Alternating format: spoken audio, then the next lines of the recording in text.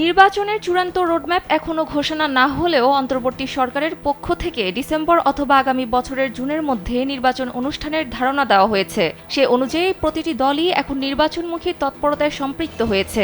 বিএনপির প্রতিদ্বন্দ্বী রাজনৈতিক দলগুলো আসনভিত্তিক কাজ শুরু করেছে। তবে বিএনপি এখনও আনুষ্ঠানিকভাবে নির্বাচনী তৎপরতা শুরু না করলেও গত ফেব্রুয়ারিতে দলের বর্ধিত সভা থেকে ভারপ্রাপ্ত চেয়ারম্যান তারেক রহমান তৃণমূল নেতাদের নির্বাচনের জন্য প্রাথমিক প্রস্তুতি গ্রহণের নির্দেশনা দেন। জানা গেছে, নির্বাচনের সুনির্দিষ্ট রোডম্যাপ ঘোষণার পরই আনুষ্ঠানিকভাবে নির্বাচনী তৎপরতা শুরু করবে দলটি। আগামী জাতীয় সংসদ নির্বাচনে ক্লিন ইমেজধারী প্রার্থীদের প্রাধান্য দেবে বিএনপি।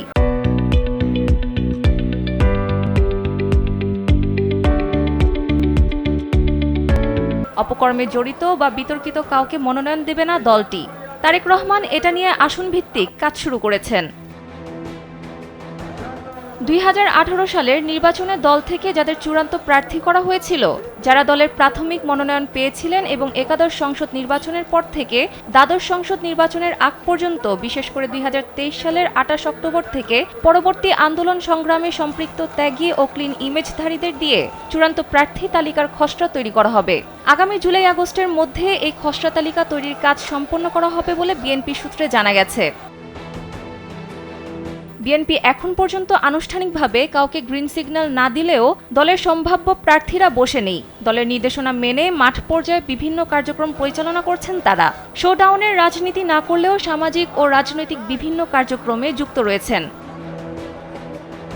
জানা গেছে, আগামী নির্বাচনে বিএনপি কোনো ধরনের গ্রুপিং মেনে নেবে না। একই সঙ্গে যাদের বিরুদ্ধে চাঁদাবাজি, দখলদারিত্ব সহ বিভিন্ন অপকর্মের অভিযোগ রয়েছে, তাদেরও মনোনয়ন দেবে না। সম্ভাব্য প্রার্থীদের এরই মধ্যে দলের এমন কঠোর বার্তা দেওয়া হয়েছে। এতে করে মনোনয়ন প্রত্যাশীরা অনেক ক্ষেত্রে সতর্ক অবস্থান নিয়েছেন এবং সে অনুযায়ী এলাকায় কার্যক্রম পরিচালনা করছেন। বিএনপি মনে করছে, আগামী জাতীয় নির্বাচন খুব সহজ হবে না। নির্বাচন সামনে রেখে এরই মধ্যে বিএনপির বিরুদ্ধে নানা ধরনের অপপ্রচার, প্রোপাগান্ডা চালানো হচ্ছে বলে অভিযোগ দলটির। নেতারা বলছেন, বিএনপির জনপ্রিয়তা ঈর্ষান্বিত হয়ে তাদের ঘায়েল করার জন্য এটা করা হচ্ছে। সানজিদা ইসলাম, কালবেলা।